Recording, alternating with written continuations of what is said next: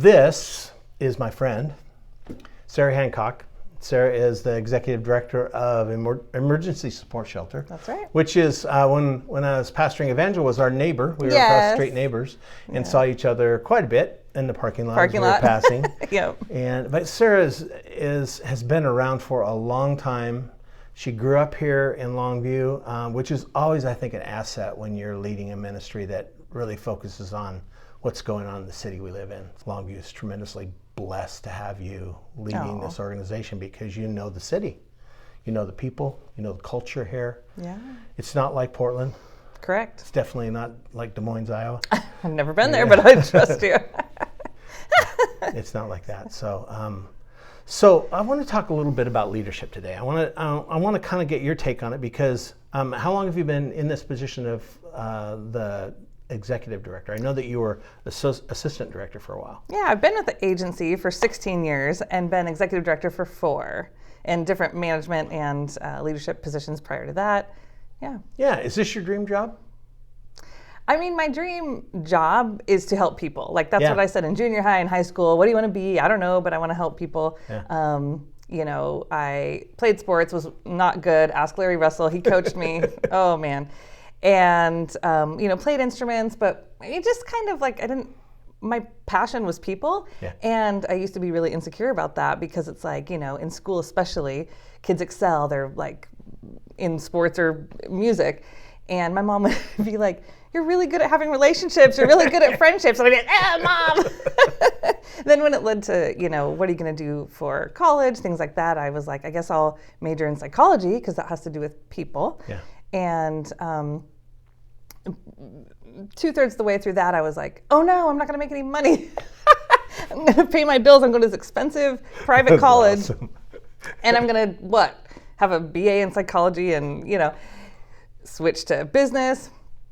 Wasn't fulfilled. I just wasn't. It really is like, I don't know if it sounds cliche, saying it like in this, but being with people, connecting with people is literally my, I don't know what, hobby, my only skill set. No, just kidding. That's what fills my tank. Okay. Yes, fills my tank. Which I agree. Yeah. I agree. And so went back to that and thought, money be damned. It's fine. It's just funny, and I'll figure it out. And because that's where I was happy. Yeah. Mm-hmm. Yeah.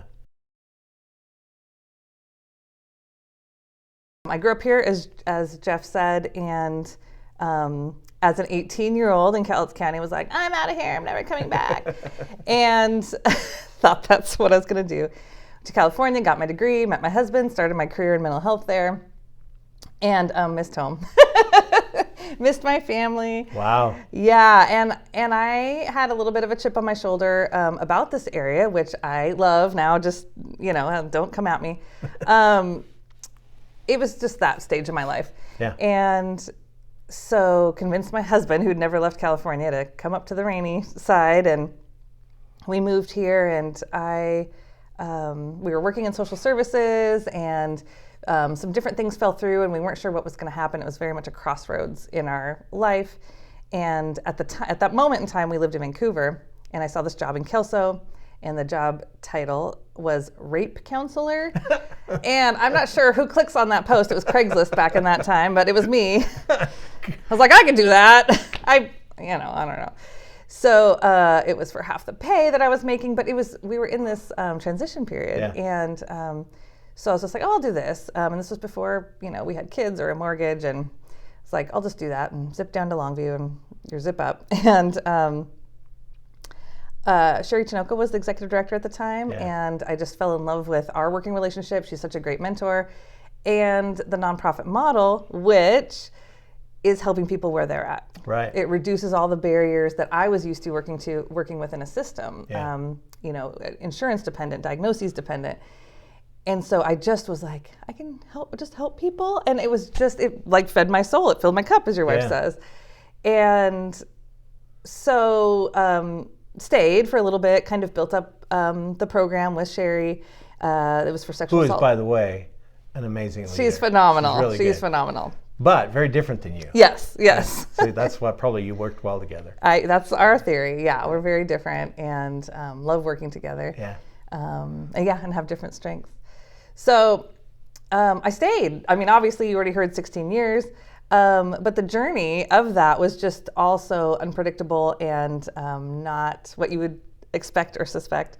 And I really did. I mean, that's the crux of it. I loved being able to just help people, no barriers. Yeah. And so the longer we stayed, moved here, and our life came back full circle for me to Longview.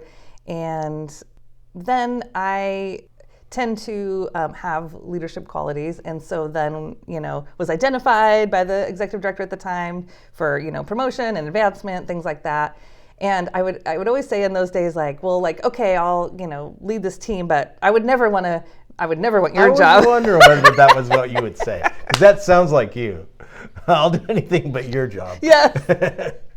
And I'm sure she's more reserved than I am. And so I didn't know that she was having these internal reactions when I would say that. But here I am just like, I could never do that. I would never be executive director, admin. But sure, I'll do whatever. Well, she all along the way was thinking, no, I think I want to groom her into taking over someday. But I'm just doing my thing and leading the groups and helping people. And, what I meant in those days really was I don't want kind of the headache that I perceived leadership in that capacity to have. Liabilities, board relations, donor relations, grants, policy work. I'm like, I'll be over here with the people.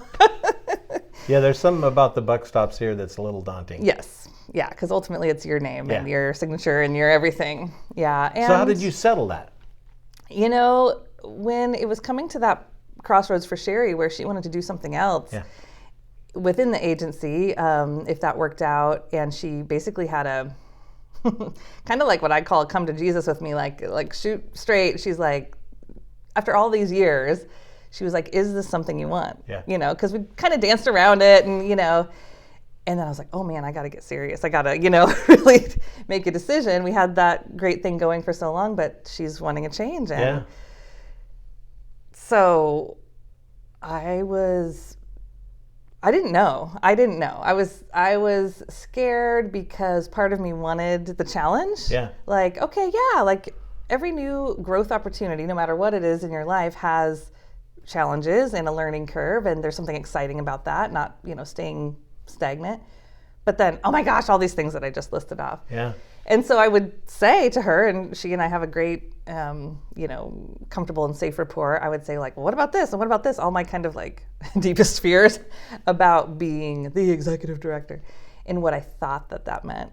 And she had these answers that I thought, well, she had these, they were responses, not answers. It was right. The feeling, kind of the spirit of what she was saying was every leader's different.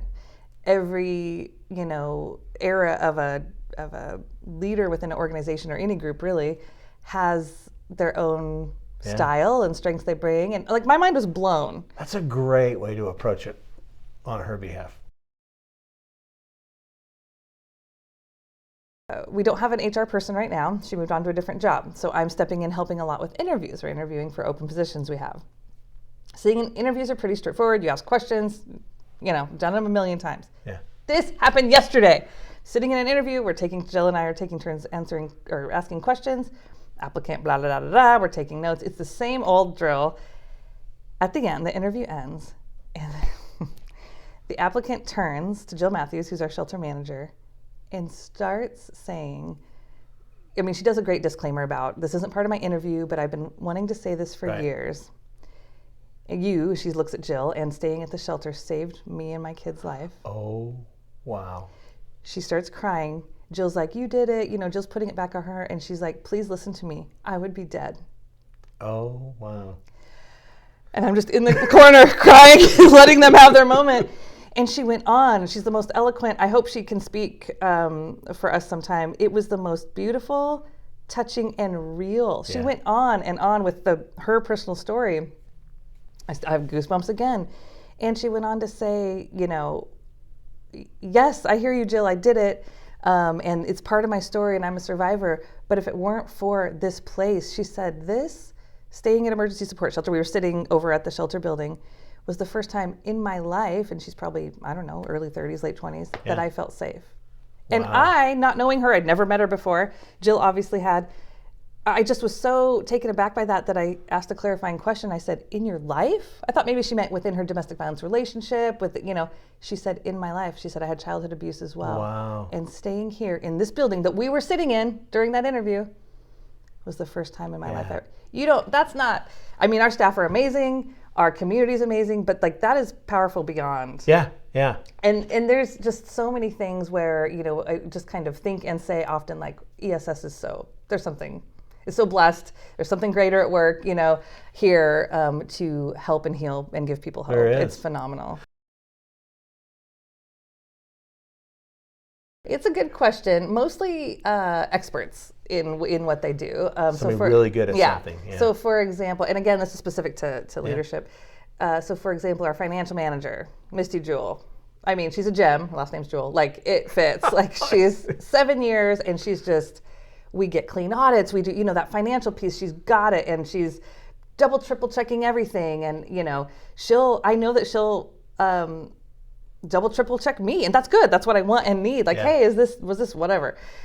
Detailed billings, contracts. We have so many contracts, and with the grants and things like that, how we're funded. And she handles it all brilliantly. So it's I feel confident that we have such a high competence in the financial area, for example. Or Sherry now does grant writing. She's brilliant in that, and it's how we fund our day-to-day operations. Right. So for my style and my skill set, learned and inherent, or God-given, for me it helps to bring the specialists on. Right. Because I kind of... I've led groups. I've gone to the hospital in the middle of the night and supported survivors. I know about the grant contracts. I've done a tiny bit of grant writing. I can read the budget, but don't want to mess around with it really. And I can, provide one-on-one supervision. So I'm kind of more the you must see yourself as mm-hmm. You have the big picture, and so you have the freedom to find these other people who you really need in the organization.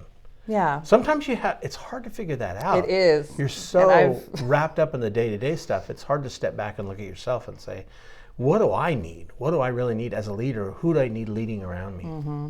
And strategy, Sherry's really good at strategy, and I've watched and learned a lot from her because I am really good in the moment. All my jobs, previous, and even when I started here, were all crisis-oriented. When I first started 16 years ago, I was on call 24/7. I would go to St. John's Emergency Department. I'm on it. I'm there. I'll run into the fire kind of thing. But that doesn't lend itself to long-term strategy. It's just different strengths. Yeah. And so while I'll, cover a shift and help someone with their crisis and staffing-wise, employees are really important humans who have their own lives, and tragedy strikes within our staff, right? Because it's people and it's lives. So we have trauma work with our clients. We have trauma that happens within the staff's lives, and I'm there for it. I'm, totally there for it. It doesn't, but let's sit down and do the 10-year plan. I am overwhelmed initially, and I can do it. We can all do things that we're not naturally good at, but my eyes kind of glaze over initially, or let's dive deep into this budget, and I'm do we have to? But don't you think that kind of honesty is really important in a leader? You have to I hope be so, honest. because even just saying it right now, I was like, even when you feel weak, I don't know if I want to be vulnerable. Yeah, it's hard. It's hard. Just keep reading Brene Brown. Yes. It'll be fine. Yes. There's so many cliches or one-liners there's two different people in my life who have said over and over in different ways and different times, you need to apply the self-love and the grace that you give to others to yourself. And it's oh yeah, that makes sense. It's it's on my list of things to do. I think actually you've said it to me once too. And so it's so, I don't know, humans are we're so predictable. We're so, because it's oxygen mask first. Oh yeah, that's good. Yeah, I heard that, but doing it is the challenge. And so even with the vulnerability, like I said, humans are imperfect, and I've been burned. So many times we as leaders feel the pressure of where we're going to go next and don't really enjoy the moment, And so many good things are happening around us all the time, and we just kind of are, well, yeah, but where are we going now? Or how are we going to get there? And I hope you take time to realize how much of a blessing the people are around you and how much joy this job brings you, because you bring a lot of joy into it. And I don't know. My middle name's Joy. I don't know if you really get that much back, so I hope you do. I hope you do. I really want that for you. I think that you're an asset to the community, and I hope other people get a chance to meet you the way I have and spend time with you and hear really what goes on inside your heart. You are really full of it. I'm full of it. Joy. Joy. Full of joy. Thank you. You know, thank you. It's been said over and over in our leadership group and with my mentor that the negative is louder than the positive, right? And so I was thinking that when you said, like, we're always kind of, what's next? I was thinking my kind of MO or tendency is putting out the next fire, or, you know, preventing the next fire.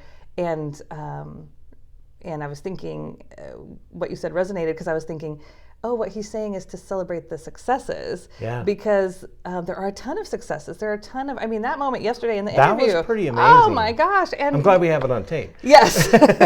And, you know, before that I was working on a report. Reports are fairly boring. I was working. I asked one of a different program manager for some input for some of the answers. And the answers she gave me were amazing things that are happening in her program that I didn't like fully know, right? Because we're doing the day-to-day. And just copying and pasting it into the report, I was like, excited and, you know, like, this is phenomenal.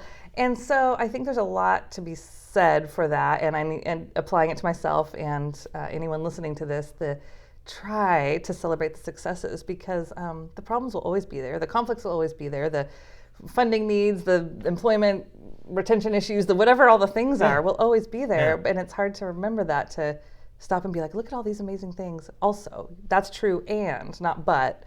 I think that but happens a lot of times in our thinking too. It does for me. But. It's like, yeah, okay. And look at all these phenomenal things. Yeah. Well, nobody can point those out like you do. I mean, like you can, especially to the people around you, the people who are the advocates and the staff around you. I mean, for you to be able to say, you won't believe what happened yesterday. It was such a great thing, and this happened at the place that you work. This is part of the people you work around, and it really is worth celebrating. I mean, when you're the leader that you are, and being you 100% you, I think that you have a tremendous amount to give, honestly, and I just encourage you to do it, because so much of what you work with has so many emotions attached to it, and so much trauma attached to it, and so many negative consequences, and some things, well, rarely do things ever get fixed. Right. And so you're important here. You're really important here, and you're important in the community too. I just want to say thank you for doing what you do. Oh, thank you. Yeah. We really hope today's episode was helpful. You'll find more resources and content to connect with other community leaders by going to our website, cityservecowlitz.org. So, it's been a joy to walk with you, and we'll see you soon.